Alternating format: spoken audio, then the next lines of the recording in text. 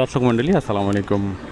আজকে যে বিষয়টি আপনাদের সামনে নিয়ে হাজির হয়েছি সেটি হচ্ছে খাটিয়ায় বসে চুলদাড়ি কাটা। এটি একটি গ্রামীণ ঐতিহ্য।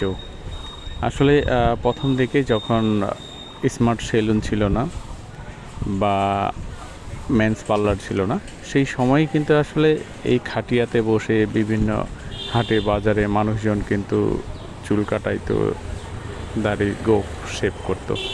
তো সেই সময়টার যে গ্রামীণ ঐতিহ্য, সেই গ্রামীণ ঐতিহ্যগুলো কিন্তু এখনও গ্রামগঞ্জের যেগুলো হাট বাজার রয়েছে সেই হাট বাজারগুলোতেই চোখে পড়ে।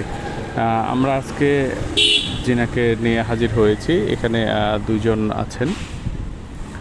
তো এই দুজনেই নরসুন্দর, এই নরসুন্দর দুজনেই কিন্তু আজকে প্রায় একজন কাজ করছেন 52 বছর যাবৎ, কিন্তু তিনি এই পেশায় জড়িত আছেন। তিনি এই পেশায় তিনার বাবার হাত ধরে এসেছেন এবং তিনার হাত ধরেই কিন্তু তিনার ছেলেরা এসেছে এবং আজকে তিনার ছেলেরা কিন্তু বড় সেলুনে কাজ করছে। তিনি কিন্তু যেই পুরাতন ঐতিহ্য বাপদাদার যে ঐতিহ্য সেই ঐতিহ্যটিকে ধরে রেখেছে, পাশাপাশি সেখানেই কাজ করছে এবং তিনার যে দৈনিক যে রোজগার হচ্ছে আয় রোজগার, সেই আয় রোজগারটা কিন্তু আগে অনেক বেশি হতো, যেটা 4 থেকে 500 টাকার মতন। তবে বর্তমান সময়ে 250 বা 300-র মধ্যে থাকছে বা 350 টাকা তিনার আয় রোজগার হচ্ছে। সেটি দিয়েই কিন্তু তিনার সুন্দর মতন করেই সংসার চলছে। তিনার কথা হচ্ছে যে আয় রোজগার হচ্ছে, এই আয় রোজগারের মধ্যে দিয়েই কিন্তু তিনার সংসারের সব কিছু খরচ চলছে। তিনার ছেলে মেয়েদের বড় করেছেন, পরিবারের সংসার চালাচ্ছেন, সব কিছু মিলেই কিন্তু তিনি বেশ ভালো আছেন বলে আমাদেরকে জানিয়েছেন। কবে স্যার? 52। তাহলে অনেক ছোট থেকে এখানেই কাটতেন নাকি? মাটিতেই। কে শুরু করছিল এখানে, আপনার বাবা নাকি? মানে বাবার হাত ধরে এই পেশায় আসা? বাবা আমার মাটিতে কাজ করে করে নিজের বাড়ি চলে গেল। আচ্ছা, তারপরে আপনি? তারপর আমরা আগে কাটতে কাটতে এসেছিলাম আমার নিজের বাড়ি যাবো। আচ্ছা, ছেলে মেয়ে কয়জন আপনার? বেটা দিদা একটা নিয়ে। ছেলেরা কি প্রফেশনে আছে কেউ এখানে? হ্যাঁ, মানে চুল কাটে বা এরকম? হ্যাঁ, কাটছে। কোথায়? ওই যে সামনে হলিহাটি। ও আচ্ছা, ও সেলুনে করে নাকি? হ্যাঁ, সেলুনে করে। কাজ কার কাছে শিখছে? ও আপনার কাছে কাজ শিখছে নাকি? হ্যাঁ, আমার কাছে শিখছে। আচ্ছা আচ্ছা, মানে আপনার কাছে কাজ শিখে সে এখন সেলুনে কাজ করতেছে। আচ্ছা আচ্ছা,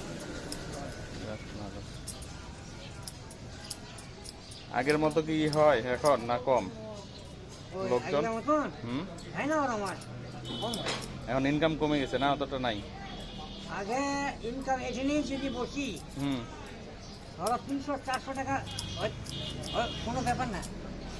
কেন এখন তো লোক সংখ্যা হয়ে গেল বেশি, নাপিত হয়ে গেল বেশি, এই জন্য। এখন কত হয় দৈনিক মোটামুটি? তা হয় 200-300 হয়। আচ্ছা, এমনি কৃষি আছে বাসায়?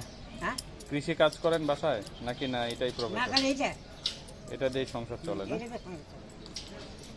তাহলে এখন সদস্য কয়জন বাড়ির সংসারে?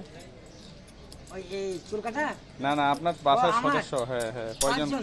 5 জন। ছেলেরা তো বাইরে কাজ করে নাকি? হ্যাঁ, ছেলে বাইরে কাজ করে। আলাদা হয়েছে না একসাথেই আছেন? না স্যার, বিয়ে দেয়নি। ও আচ্ছা আচ্ছা, বিয়ে দিলে তো মানে আলাদা আলাদা হয়ে যাবে।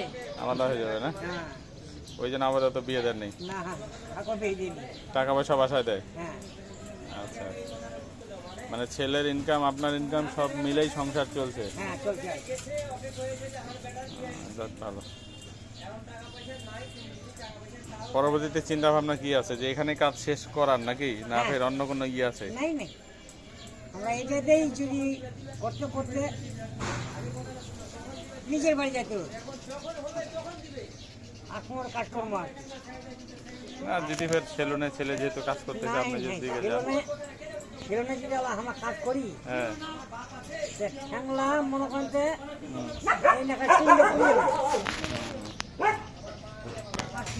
আমার ইসে বসছে বসে বয়স নাই না?